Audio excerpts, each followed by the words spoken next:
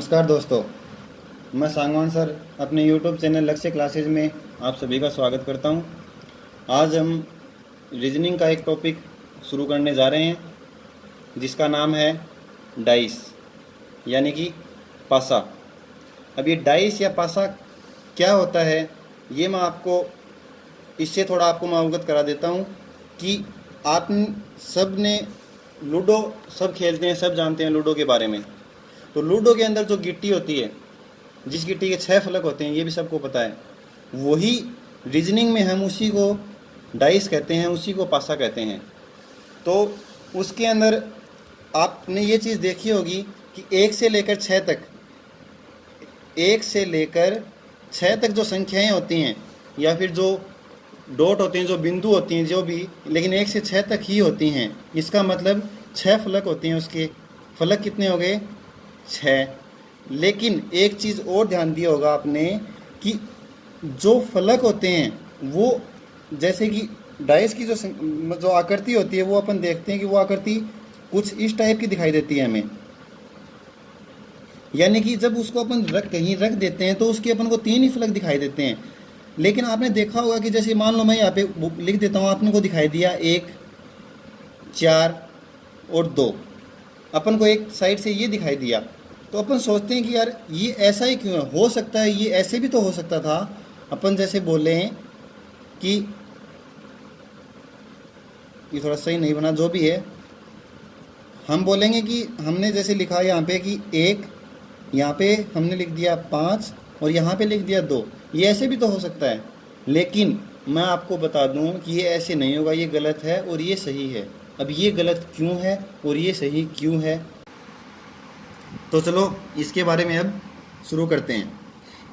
इसकी कुछ टाइप्स हैं, वो टाइप्स मैं आपको पहले बता देता हूँ कौन कौन सी टाइप्स हैं, और फिर बाद में उनको डिटेल से हम पढ़ लेंगे। चलो मैं शुरू करता हूँ। पहली टाइप की हम बात करें तो उसमें है कि जब केवल एक ही आकृति दी गई हो, यानी कि जो पासा है उसकी एक आकृति, यानी कि एक ही पासा दिया गया हो। तो क्या है पहली टाइप है? जब केवल एक ही आकृति दी गई हो, यानी कि एक ही आकृति का मतलब है कि एक ही पासा दिया गया हो। ठीक है, अब एक पासा दिया गया हो। चलो अब हम देखते हैं, पासा बना लेते हैं। ये अब हमारा पासा है। ठीक है, अब देखो इस पासे के ऊपर हमको पता है कि 3 फलक अपन को दिखाई देते हैं। तो 3 फलक दिखाई देते हैं, वो 3 फलक के ऊपर कोई भी संख्या हो सकती है। हो सकता है 1 2 3 हो सकता है, कोई ABCD हो सकती है, कोई किसी का नाम हो सकता है, कोई रंग का नाम हो सकता है, कुछ भी हो सकता है। तो हम मान लेते हैं कि यहाँ पे उन्होंने बोला, लिख दिया 1, 4 और 2। वही एग्जाम्पल ले लेते हैं जो पहले मैंने आपको बताया था।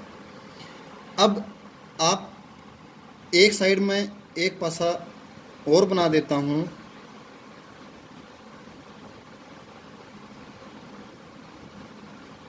जिसमें मैं संख्या लिख देता हूँ 2, 5 और 3। अब मैं आपको बता दूं कि ये पासा सही है और ये पासा गलत है। अब ये गलत क्यों है और ये सही क्यों है, देखो। हाँ, एक चीज़ और बता देता हूँ मैं कि हो सकता है वो एक क्वेश्चन ऐसा भी देगा, ऐसे 3 या 4 फलक दे देगा और उन चारों फलक में ये पूछ लेगा कि इनमें से कौन सा सही है, कौन सा फलक सही है। तो देखो इतना ध्यान रखना, ये पता करने के लिए कि कौन सा फलक सही है और कौन सा गलत है, ऐसे पता करेंगे कि जो फलक हमें दे रखे हैं उनके ऊपर जो भी संख्याएं दे रखी हैं, जैसे कि इसके अंदर 1 4 2 दे रखा है, इसके अंदर 2 5 और 3 दे रखा है, ऐसा कोई एक फलक और होगा जिसको अपन लिख लेते हैं कि उसने दे दिया 4 3 और 6, और एक फलक और दे दिया उसने, उसको हम लिखेंगे कि उसने दे दिया, लिखेंगे अपन मान लो कि 1 6 और 4। एक फलक ये दे दिया। अब वो ये पूछता है कि इनमें से कौन सा सही है और कौन सा गलत है। देखो मैं तुमको बता देता हूँ कि सामने वाले जो फलक हैं जो अपने को दिखाई दे रहे हैं उन फलकों में किसी दो का योग 7 नहीं होना चाहिए। ये चीज़ ध्यान रखना, किसी भी दो का योग 7 नहीं होना चाहिए। देखो 4 और 2 6, 4 और 1 5, 2 और 1 3, यानी किसी का 7 नहीं हो रहा, इसका मतलब ये पासा सही है। इसमें देखो 5 और 3 8, 7 नहीं है ना, अपन को आगे बढ़ सकती है संख्या 7 8 9 9 10 11 कुछ भी जा सकती है, लेकिन 5 और 3 8, 7 तो नहीं है। 3 और 2 5, ये भी 7 नहीं है। 5 और 2 7, 7 हो गया, इसका मतलब ये पासा नहीं है। इसमें देखो 6 और 3 9, 7 नहीं हुआ। 6 और 4 10, 7 नहीं हुआ। 4 और 3 7 हो गया, इसका मतलब ये भी पासा सही नहीं है। अब देखो 6 और 4 10, 4 और 1 5 और 6 और 1 7, ये भी 7 हो गया, इसका मतलब ये भी पासा सही नहीं है। इसका मतलब इन चारों में ये पासा सिर्फ सही है, बाकी ये 3 पासे गलत हैं। इससे क्या निष्कर्ष निकला? इससे ये निष्कर्ष निकला कि जो पासा दे रखा है उसके आमने सामने की जो फलक होंगी उनका योग 7 होना चाहिए। जैसे कि यहाँ 4 है, यहाँ 2 है, यहाँ 1 है। अब संख्या कौन सी बची? इसके अंदर संख्या बच गई 3 5 और 6। इसका मतलब ये हो गया कि आमने सामने का योग मैंने 7 बताया है। इसका मतलब 4 के सामने वाला फलक वो होगा, उसके सामने कौन सी संख्या आ सकती है? 4 में 3 जोड़ेंगे तभी तो 7 बनेगा, यानी कि 4 के विपरीत यहाँ 3 होगा। 1 के विपरीत यहाँ 6 होगा, क्योंकि 1 में 6 जोड़ेंगे तब 7 बनेगा। और 2 के विपरीत यहाँ 5 होगा। और एग्ज़ाम में ऐसा ही क्वेश्चन पूछा जाएगा, या तो 4 पासे दे दिए जाएंगे और उसमें पूछ लिया जाएगा कौन सा पासा सही है और कौन सा पासा गलत है, या फिर क्वेश्चन पूछा जाएगा एक पासा दिया जाएगा और ये पूछा जाएगा 4 के विपरीत या 2 के विपरीत कौन सा अक्षर होगा या कौन सी संख्या होगी। ठीक है, अब बात करते हैं टाइप नंबर 2 की। टाइप नंबर 2 और ये टाइप थी नंबर 1। ठीक है, अब टाइप नंबर 2 क्या है? जब 2 आकृतियां दी हों और दोनों आकृतियों में कोई एक संख्या कॉमन हो, या फिर कोई भी एक संख्या कॉमन हो। टाइप नंबर 2 क्या है? जब 2 आकृतियां दी हों, जब 2 आकृतियां दी गई हों और उनमें कोई एक घटक उभयनिष्ठ हो या फिर कॉमन हो, उनमें कोई भी एक घटक या एक संख्या, कुछ भी मान लो, घटक कॉमन हो या उभयनिष्ठ हो, कॉमन हो। ठीक है, अब बात करते हैं उसकी कि इसमें कैसे कॉमन होगा, क्या होगा। मैं एक पासा बना देता हूँ। एक पासा ये हो गया, एक पासा ये हो गया। अब मैं बात करता हूँ, जैसे यहाँ मैंने लिख दिया A B C और यहाँ मैंने लिख दिया A D और E। अब देखो मैंने क्या बोला कि जब 2 आकृतियाँ दी गई हो, 2 आकृतियाँ दी गई हैं और उनमें कोई भी एक घटक कॉमन हो, कोई एक, यानी कि देखो A और A दोनों में कॉमन है, इसका मतलब हमारी टाइप के अनुसार हमने 2 पासे तैयार कर लिए। अब वो क्वेश्चन क्या पूछेगा? वो क्वेश्चन ये पूछेगा कि इनमें से B के विपरीत कौन सा होगा, C के विपरीत कौन सा होगा या D के विपरीत कौन सा होगा। अब वो कैसे ज्ञात करेंगे वो देखो। अगर उसने पूछ लिया, मान लो उसने पूछा कि B के विपरीत कौन सा फलक होगा, उसने पूछा कि B के विपरीत बताओ कौन सा फलक होगा, तो B के विपरीत कैसे ज्ञात करेंगे? देखो कॉमन क्या है इन दोनों में? A कॉमन है, जैसे कि ये A कॉमन है, इस A को हमने यहाँ इसको यहाँ रख लिया। यहाँ से अब हम क्लॉकवाइज चलेंगे, यानी कि घड़ी की दिशा में चलेंगे, पूरा चक्कर करके पूरा करेंगे। यहाँ A है, यहाँ से हम घड़ी की दिशा में चलेंगे, घड़ी की दिशा में और पूरा चक्कर पूरा करेंगे। देखो यहाँ से मैं चला ए से मैं किस में गया, सी के पास गया, सी से किसके पास गया, बी के पास गया, और फिर वापस ए के पास आ गया। यहाँ से मैं चलूँगा ए से मैं किसके पास गया, डी के पास गया, और डी से मैं किसके पास गया, ई के पास गया। यानी कि इससे क्या निष्कर्ष निकला कि सी के, अब देखो इस ऐसे पता लगेगा कि सी के विपरीत डी होगा, बी के विपरीत ई होगा, या फिर वो पूछ लेगी ई के विपरीत क्या होगा तो बी होगा, और डी के विपरीत क्या होगा तो सी होगा। अब बात है ए की कि ए के विपरीत कौन सा फलक होगा। तो मैं आपको बता दूं कि ऐसा अगर क्वेश्चन पूछ लेता है अगला एग्जामिनर तो उसमें ए के विपरीत नहीं पूछेगा। और अगर मान लो कि उसने ए के विपरीत पूछ लिया तो वो 4 ऑप्शन देगा, जैसे सी, बी, ई और एफ। उसने ये 4 ऑप्शन दे दिए और उसने पूछ लिया कि ए के विपरीत क्या होगा। तो तुमको ये पता है कि सी अपने पास आ गया, बी आ गया, ई आ गया, तो आया क्या नहीं इनमें से, ऑप्शन तो 4 ही है ना, क्या नहीं आया, एफ नहीं आया, तो इसका मतलब ए के विपरीत क्या होगा, एफ होगा। ये हमको एग्ज़ाम में इतना ध्यान रखना पड़ेगा। चलो मैं आपको इसका एक एग्जांपल और बता देता हूँ, अच्छे से समझ में आ जाएगा। जैसे मैंने क्वेश्चन लिखा कि दी गई आकृतियों में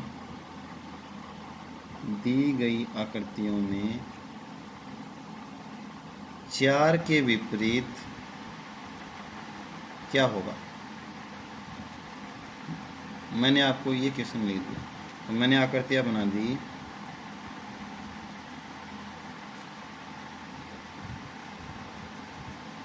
एग्जामिनर ने 2 आकृतियाँ दे दी।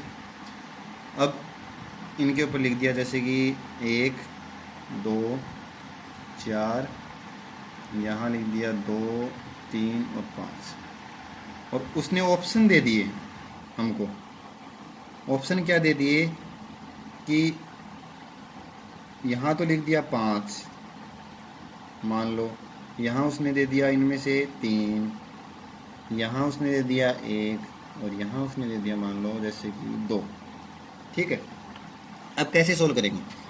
उसने पूछा क्या है, दी गई आकृति में 4 के विपरीत पूछा है, तो दोनों में कॉमन क्या है। इन दोनों पहले जब 2 आकृतियाँ दी गई हों तो सबसे पहले ये देखना है कि दोनों आकृतियों में कॉमन क्या है। ठीक है, तो पहले क्या कॉमन है, दोनों में 2 कॉमन है, 2 इसमें भी है, 2 इसमें भी है। तो हम देखते हैं कि 2 को यहाँ लिख लेंगे। इस आकृति की बात करते हैं, क्लॉकवाइज चलना है घड़ी की दिशा में, 2 के बाद में क्या आएगा 1, और 1 के बाद में आगे चलेंगे तब क्या आएगा 4, और 4 से फिर वापस 2 आ जाएगा। इसी प्रकार 2, इसमें 2 कॉमन है, 2 पे अपन खड़े हो जाएंगे, 2 से यहाँ चलेंगे, यहाँ आ जाएंगे, 2 के बाद 5, और 5 के बाद क्या आता है 3। इससे क्या पता चला कि 1 के विपरीत 5 होगा और 4 के विपरीत 3 होगा। हमको पूछा क्या गया है 4 के विपरीत, तो 4 के विपरीत क्या होगा 3 होगा। ठीक है, अब करते हैं अगली टाइप की बात, टाइप नंबर 3। टाइप नंबर 3 की बात करते हैं। तो टाइप नंबर 3 में क्या होगा कि जब 2 आकृतियां दी हों, जब 2 आकृतियां दी गई हों और उनमें कोई भी घटक कॉमन ना हो, मतलब कोई भी घटक कॉमन नहीं होगा उसके अंदर। ठीक है, ऊपर वाले में क्या था, ऊपर देखो क्या था कि जब 2 आकृतियां, क्या था, हाँ देखो, जब 2 आकृतियां दी गई हों और उनमें कोई भी एक घटक कॉमन हो, मतलब कोई एक घटक कॉमन था, और यहाँ क्या दे रखा है कोई भी घटक कॉमन नहीं है, मतलब कोई भी कॉमन नहीं है। 2 आकृतियां दी होंगी, दोनों में जो फलक दे रखे हैं, जो घटक दे रखे हैं वो अलग अलग होंगे। कैसे होंगे वो देखो, जैसे एक आकृति ये दे दी और दूसरी आकृति ये दे दी। इन दोनों में उसने लिख दिया 1 2 3 4 5 6, कोई भी कॉमन नज़र नहीं आ रहा। तो अब वो क्या करेगा, वो क्या पूछेगा इसके अंदर, कोई भी फलक कॉमन ना हो तो ऊपर वाले दोनों फलक एक दूसरे के विपरीत होंगे, सामने वाले दोनों फलक एक दूसरे के विपरीत होंगे, और जो साइड में अपन को दिखाई दे रहा है वो एक दूसरे के विपरीत होगा। कैसे होगा, देखो जे यहाँ हम देखेंगे कि 1 के विपरीत क्या होगा, 4 होगा, क्योंकि ऊपर ऊपर वाले हैं। सामने वाला फलक 2 के विपरीत 5 होगा, और इसी प्रकार 3 के विपरीत 6 होगा। ठीक है। अब हम टाइप नंबर 4 शुरू करते हैं। टाइप नंबर 4 क्या है, टाइप नंबर 4, जब 2 आकृतियां दी गई हों, जब 2 आकृतियां दी गई हों और दोनों आकृतियों में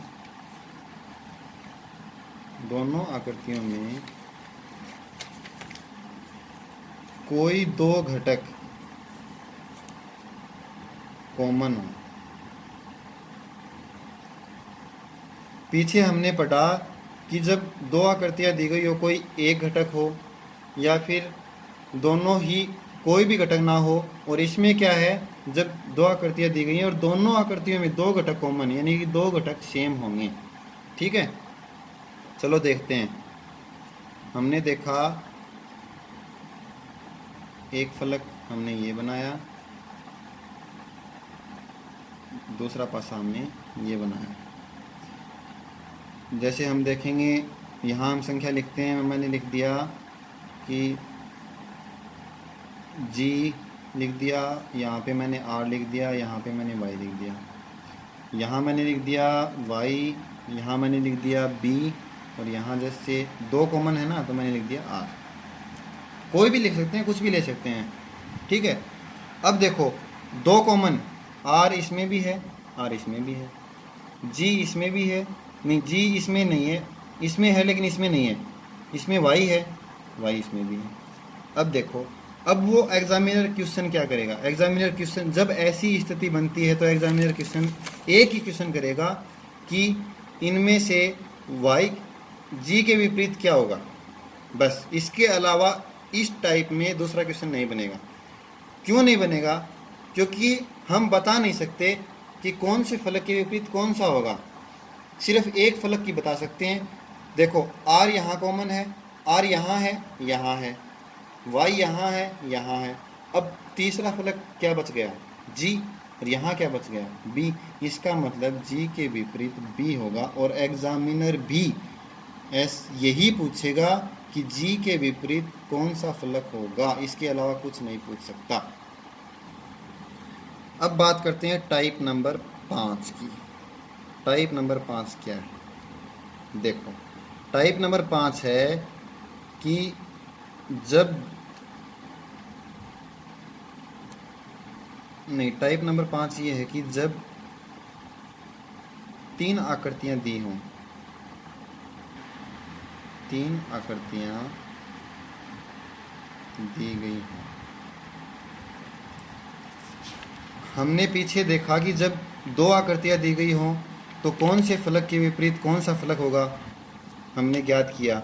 लेकिन जब 3 आकृतियां दी गई हों तो कैसे करेंगे, मैं 3 पासे बनाता हूँ, 2 और मैंने बनाया 3। इन तीनों के ऊपर मैंने कोई भी संख्या लिख दी, जैसे 1 2 3 4 5 2 और 4 1 और 3। ठीक है। अब इसमें से कैसे करेंगे, एग्जामिनर ने पूछ लिया, मान लो कि 3 के विपरीत कौन सा फलक होगा। मान लेते हैं एक बार उसने ये पूछ लिया कि 3 के विपरीत कौन सा फलक होगा, कैसे ज्ञात करेंगे। देखो जब 3 आकृतियां दी गई हों तो हमको कोई भी 2 आकृतियों को लेना है। क्यों? क्योंकि पीछे हमने क्या पढ़ा, जब दो आकृतियाँ दी गई हों उनसे कैसे ज्ञात करते हैं, यानी दो आकृतियों से ही निकलेगा। तो इनमें से हम कोई भी दो आकृतियाँ, या तो ये या फिर ये, या फिर ये, या फिर इन दोनों को ले लो, इन दोनों को ले लो, या फिर इन इसको और इसको ले लो, कोई भी दो आकृतियों को अपन ले लेते हैं। अब देखो इसने क्या पूछा है, 3 के विपरीत। 3 इसमें भी है, 3 इसमें नहीं है, लेकिन 3 इसमें है। इसका मतलब अब एक चीज़ और देखो, इन दोनों में कौन सा कॉमन है?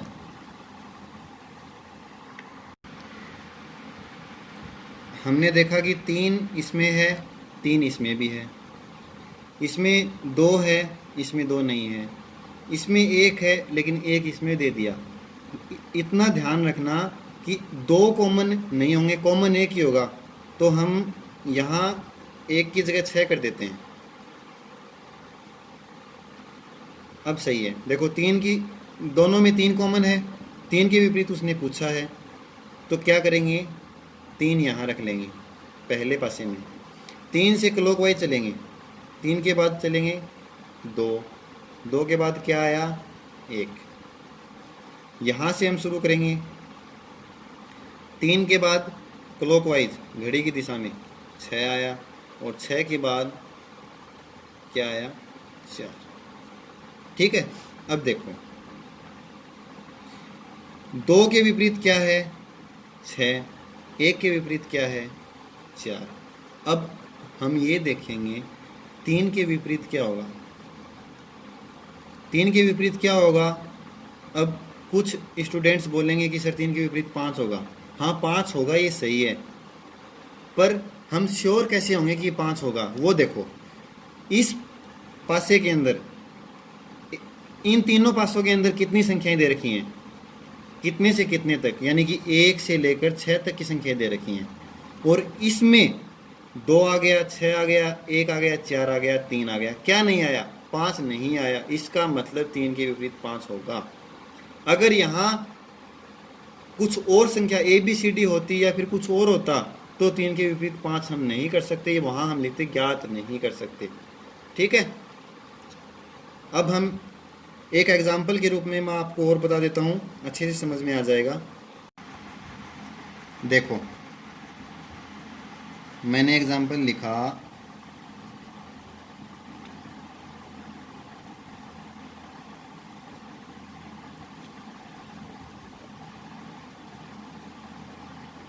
मैंने 3 पासे बनाए।